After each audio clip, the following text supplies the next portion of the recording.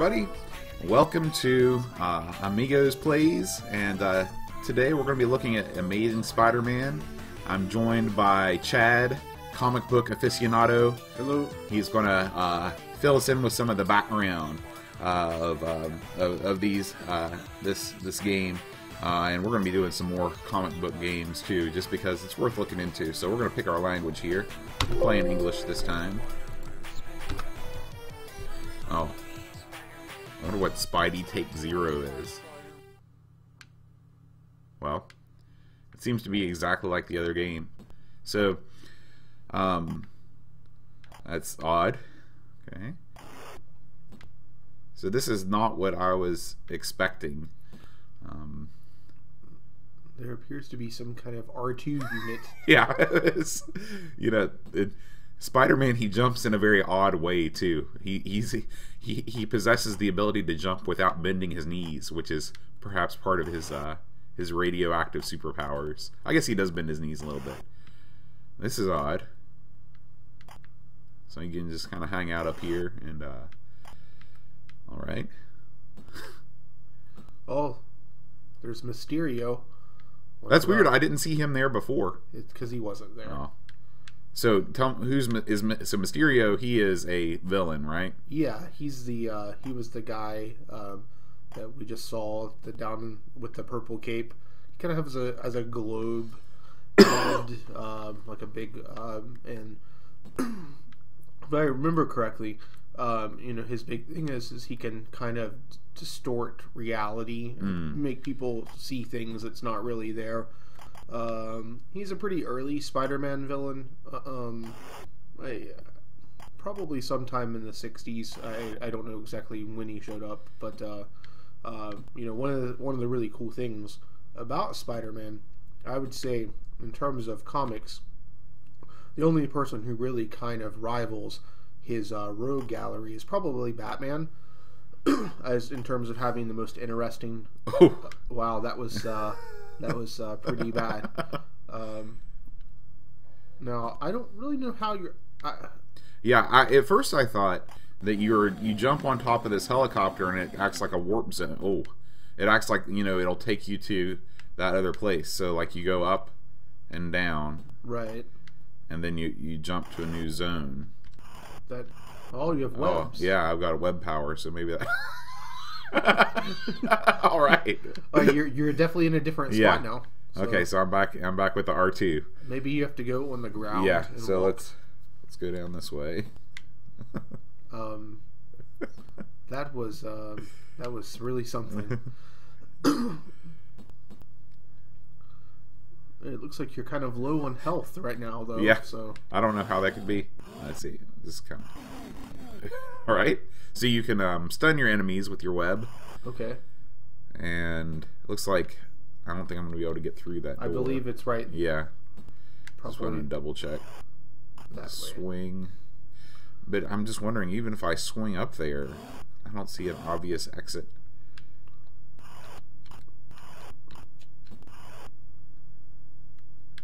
I don't know.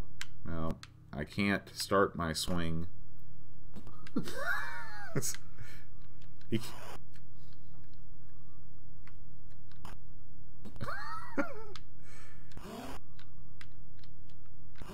Okay, so I need to shoot this at an angle, and then, oh man, okay, no. I think it has to be a very wide angle. Yeah. Oh, my health. See over there? Yes. Yeah. That is... That's true to the comics, I think. Spider-Man slowly turns into a living skeleton as he's injured. Possibly. Yeah. I don't know. See, the thing about the Amiga is you always know where you stand with the controllers because there's only one button. Right. So... But it's very Gollum-like when he, like, moves like that. Yes. I almost envision him saying, "What's taters?" Yep. Well, the falling is really probably the most amazing part in this. I really enjoy that. But yeah, I don't. All right, let's try going back up here. We'll just crawl right up the wall. Can you go? Oh, I can't crawl. Can you get in between that particular floor thing? You mean over here? No, like right above you where that green dot Oh. is. Is that a thing you can go up? No. No. Oh, that was a good guess. I could have sworn I could have walked up these walls, but maybe because I definitely walked down them. I thought, or maybe I just fell down there. No, I thought I saw you walk up them. Maybe I need to start my jump here. Oh, I think that's the right idea. Yeah. And slowly. You can't. I'm wondering. Oh, come. No. Just a, okay, let me come over here again. I'll try.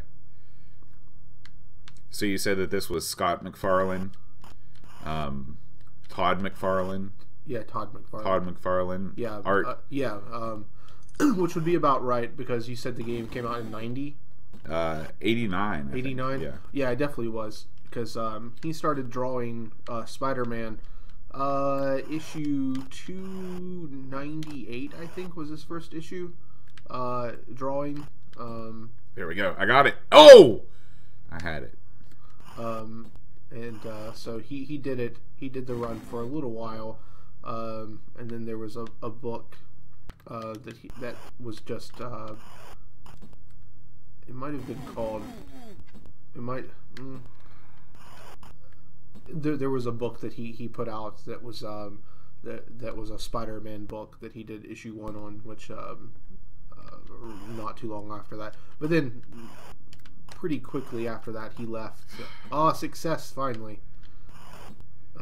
He left to go to Image Comics, but he was working on Marvel for several years in the late 80s. You know what the funniest part is? Or was that a conveyor belt? No, that's just it's slime. Oh, okay. Well, maybe it is a conveyor belt. Maybe it's a slime conveyor belt. No, it's definitely slime because it moves you. And look, I can walk up this wall. But how do you get through it? Ah, there we go. Nice. A little switch. Oh man, we definitely don't want to go back down there. No.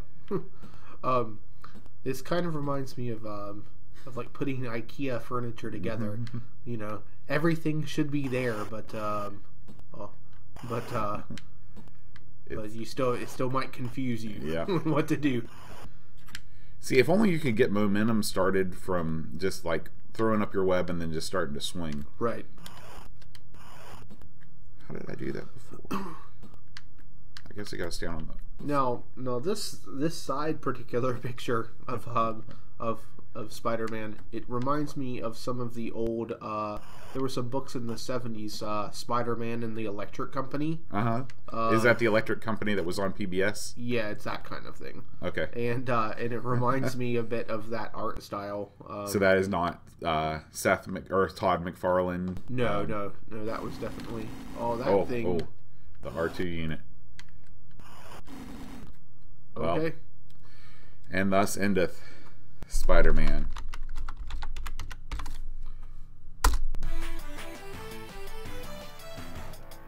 Well, you did better than Jonah Jameson. Yep. 121 points. I wonder what the difference between Spidey Take 0 and Play the Game is. Because when I hit Play the Game, it starts me here. Right. And then if I restart... I didn't mean to hit... Maybe I should have hit reset instead of restart. They seemed functionally the same game. Yeah. We'll load it back up quickly here. But yeah, people that see this cover art, that's definitely the Todd McFarlane.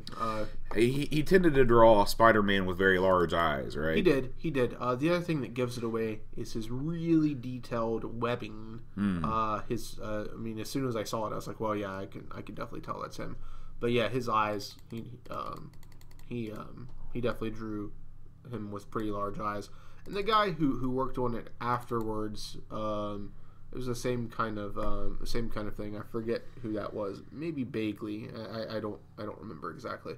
But yeah, Todd basically kind of defined this Spider-Man look. You know, I kind of, when I think of Spider-Man, that's how I picture him, because being a middle schooler and looking at Spider-Man at that time, that's who I envisioned. See, okay, so this is like a trap door. So if I walk over top that green thing right there, Yeah. then It should open up. yeah, it should open up. Okay. And there's definitely nothing over here. So come back down. Even the way that he just normally walks is a little bit weird. He has this strut. Yes. He's Yep. That's right. and Like, it's a very he's constantly looking left and right as he takes strides too. It's a very forward-facing walk. Like he's doing some main business or something. So now we know that. Start from here. Oh, come on. So I guess there's no way to kill enemies in this game. No, I think Spider-Man. He's like Batman, right? He never kills anybody. No, not really.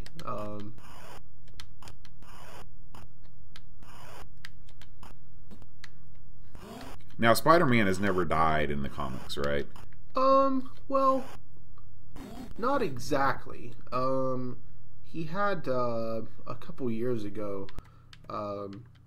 He functionally died, and what they had to do was they had to take and put a different consciousness inside of Peter Parker's body, which they did so with Doc Ock, Dr. Octopus, who was a villain of Spider-Man.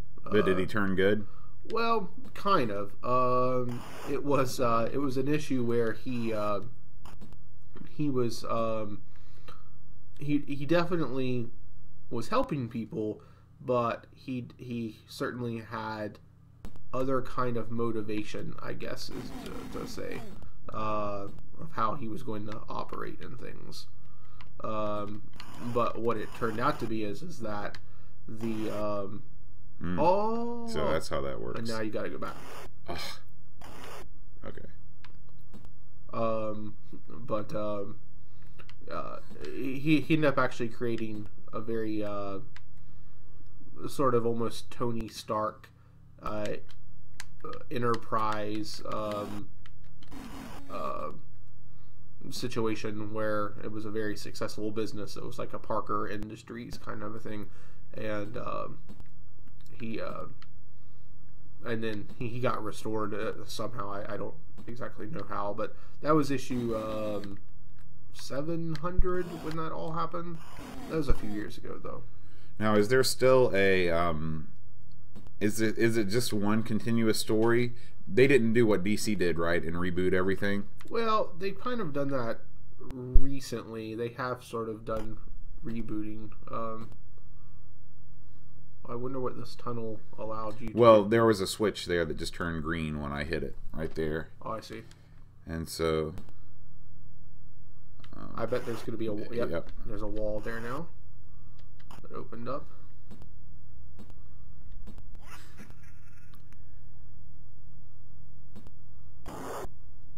Huh. Alright. That didn't do anything. Oh, it's because it's already green. Let's go over here and try it on this other one. Now, where does the 68 Spider-Man cartoon fit into the canon? Well, it probably doesn't. But, well, this is very, It's like Castlevania. Castlevania, yeah. So I'm wondering if you move that switch now, Yeah. that will... Huh. I wonder if you get one of those things. The problem is that it never seems to want to come all the way down. Let me try going back this way again and see if it changes anything. It did. Ooh. Somehow I got more life, too. Well, that's always good. Yeah. This is a very confusing game. I don't really. It's not at all what you expect when you think about Spider-Man game, because Spider-Man in the comic spends very little time doing like switch puzzles. Yes, that's true. Yeah, I would. But the '68 cartoon, I think it's probably based on like some of that. Oh, I see what that is now. Yeah, it's one of those clapper things. Yeah. I wonder if I go back. Okay, still that room. Boy, something tells me not to walk on that stuff. It just seems like a bad idea. But it kind of looks like some of the Steve Ditko art, who was an artist for Spider-Man around that time. Who is the most famous, like, Silver Age? Well, Spider-Man started in the Silver Age, right? Yeah. Amazing Fantasy 15, early 60s. Spider-Man's first appearance. So. And when was actually the first self-titled Spider-Man book? It was right after that. I don't know the exact year. I can look it up. I have a nice, handy 75 years of Marvel books here, so we'll look up the exact year. I just don't know it right off the top of my head, but we'll find it.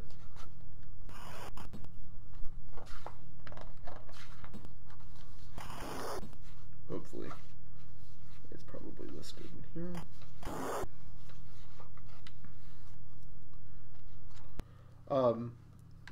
It was right after Amazing Fantasy 15, because they wanted to have.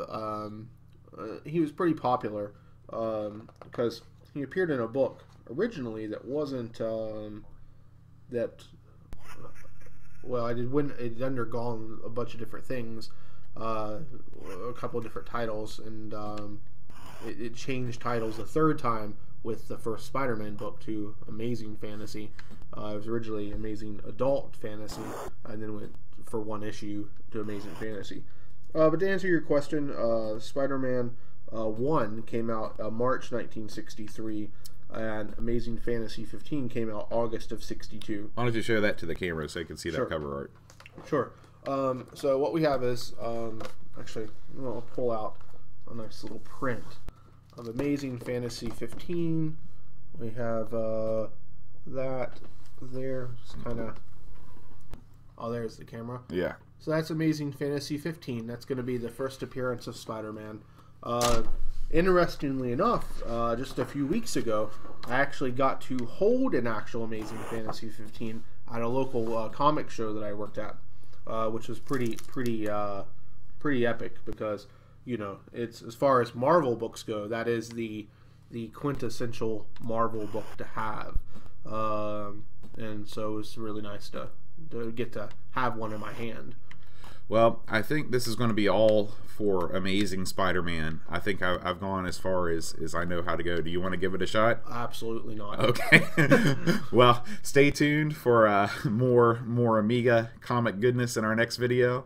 Until then, adios. Adios.